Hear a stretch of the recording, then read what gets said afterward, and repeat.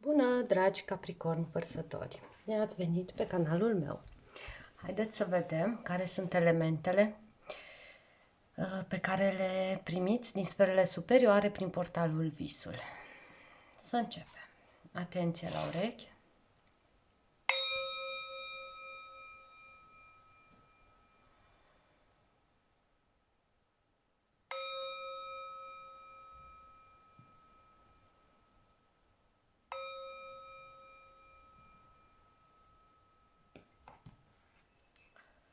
Îngeri arhanghel, ghid spiritual, strămoși.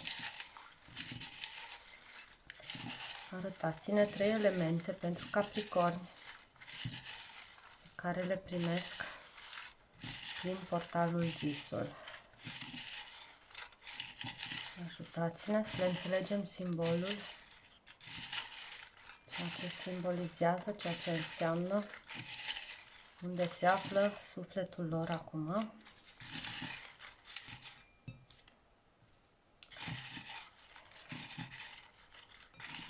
În călătoria lui.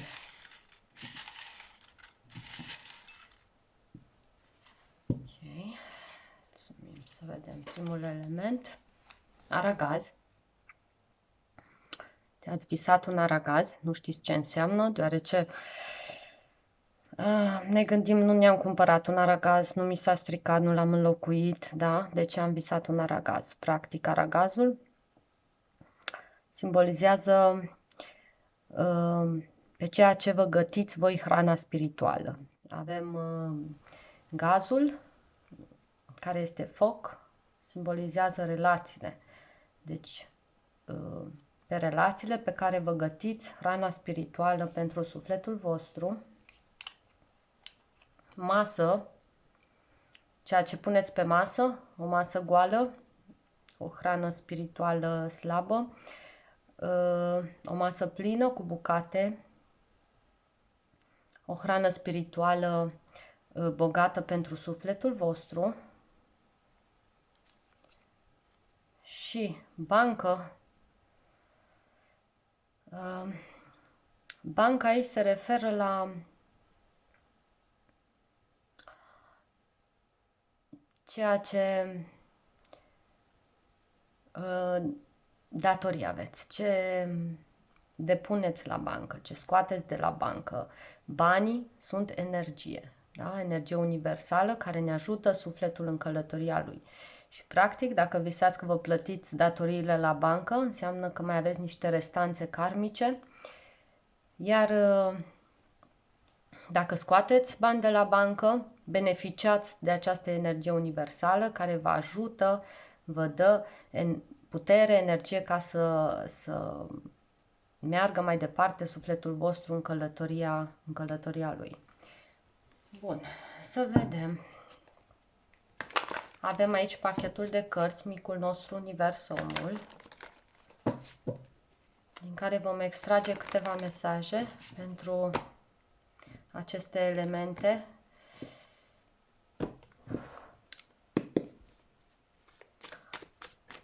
Ceea ce gătiți, să vedem ceea ce gătiți pe relațiile voastre, hrana spirituală pentru sufletul vostru. Ce ne puteți spune despre ceea ce gătesc Capricornii în relațiile lor?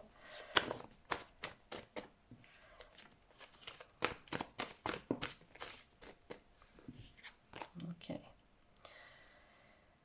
Gura. În relații vorbim. Câteodată ne blocăm, nu putem spune diferite lucruri din frică, din interese, din rușine. Altădată scoatem diferite cuvinte grele pe gură.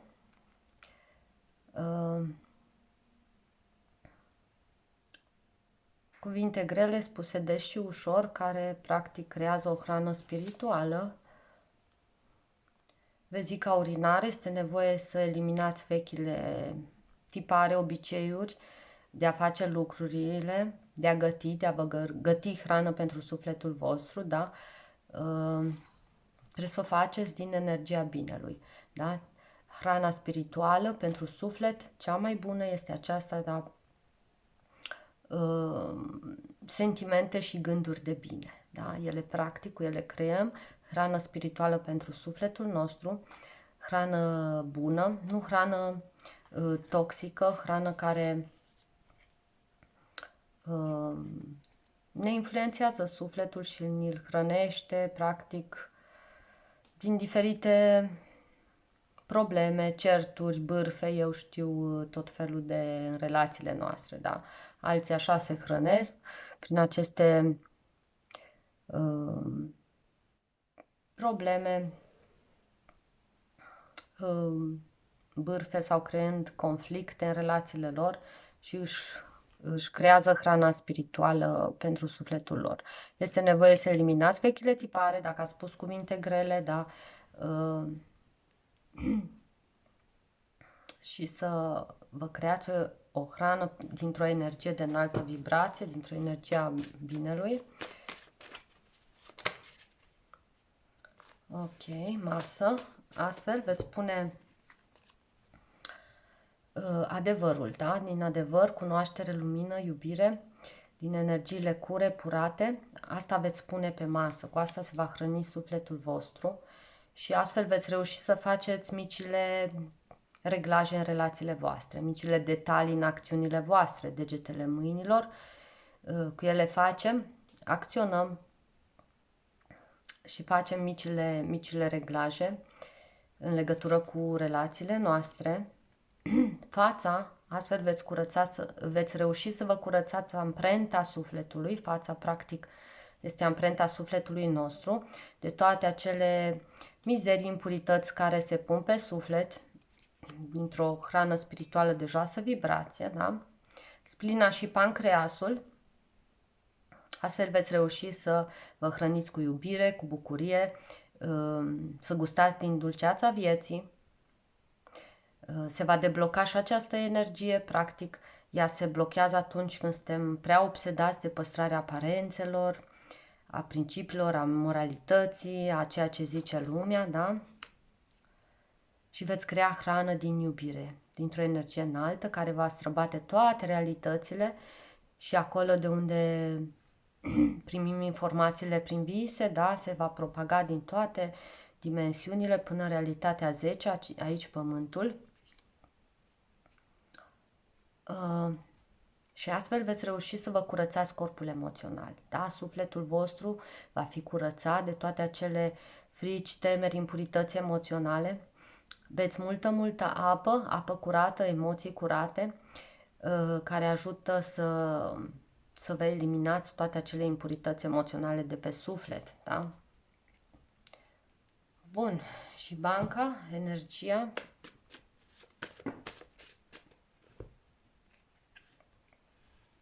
Nasul.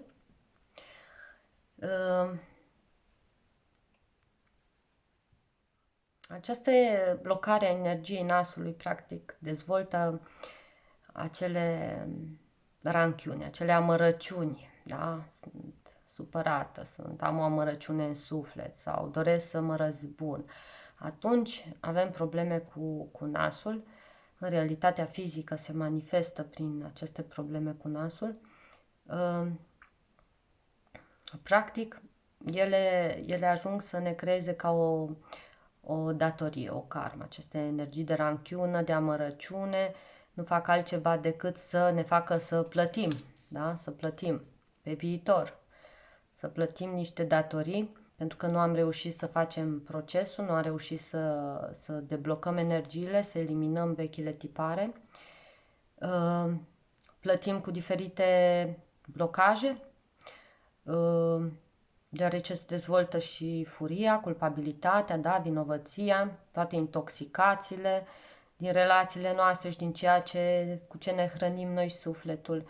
Și atunci se manifestă aceste boli hepatice în realitatea fizică sau chisturi și noduli, toate acele memorii reținute, întărite, acele răni emoționale interioare vechi, blocate, da, care se întăresc și cad în materie, formând aceste chisturi în realitatea fizică. Practic, cu ce ne hrănim sufletul, aia vom manifesta.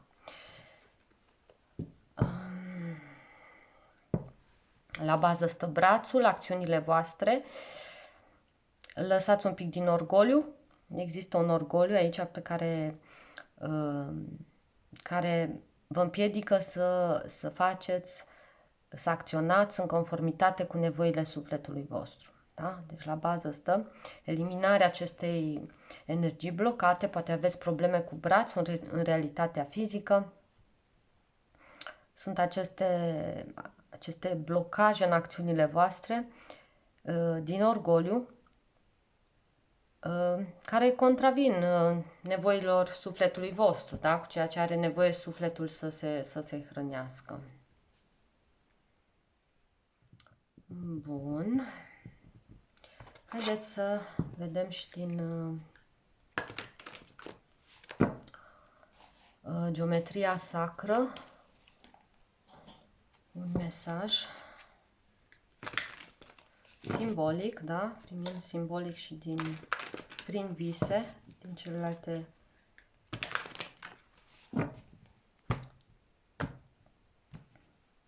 celelalte realități. Haideți să vedem și un simbol din visele voastre, un simbol pentru voi.